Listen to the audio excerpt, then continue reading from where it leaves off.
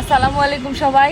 তো দেখতেই পাচ্ছেন আমি কোথায় আসছি, এটা আমার স্কুল। এখানে আমার অনেক স্মৃতি জড়াই আছে, যা আমি আসলে মুখে প্রকাশ করতে পারবো না। এই বিল্ডিংটা অবশ্য আমার টাইমে ছিল না, কিন্তু ওই যে আমার স্কুল, ওখানে আমার কমন রুম, ওইগুলোতে আমরা ক্লাস করতাম, বুঝছো। এখানে এখানে মনে করো যে আমার অনেক স্মৃতি।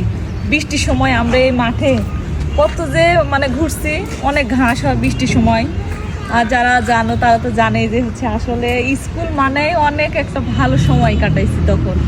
তাই হচ্ছে যে আজকে আমি বাইরে বাজারে আসছিলাম, কিন্তু আমি বলতেছি চলো আমার স্কুলে একটু যাই। অবশ্যই একদিন আমার ইচ্ছা আছে যে আমি হচ্ছে আমার মেয়েদের নিয়ে আমি যাবো আমার টিচারদের সাথে কথা বলতে। আর আমার টিচার আমাকে অনেক ভালোবাসতো, সব টিচারই আমাকে ভালোবাসতো। তোমার স্কুলের নাম কি, কোন এলাকায়? কিসের জন্য জানো? আগে আমি বলি কিসের জন্য জানো, আমি অনেক সুন্দর গান গাইতে পারতাম। আর আমার স্যারেরা ক্লাসে ঢুকলে বলতো রুলি একটা গান শোনা।